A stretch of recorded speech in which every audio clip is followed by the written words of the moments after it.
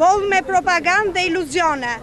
Zyrat e punës fantazm, të cilat kryeministri i quajti dallëndyshet e para, ato jo vetëm që nuk ofrojnë punë, po janë një gënjeshtër, janë thjesht fasad.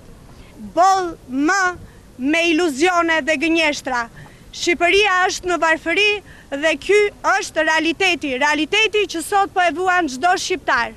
Në mënyrë, do të thoja, totalisht jo transparente, aparati i bashkisë në një mungesë të plot dhe të logjikës ekonomike po fryhet nga 450 duke kaluar në 600 punonjës.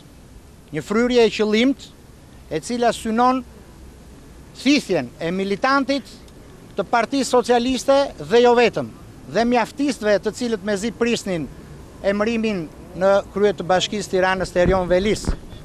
Ka ndodhur mbi 200 pushime në administratën qendrore, ndërkohë që tentohet të rritet organika, pa logjik, pa transparencë.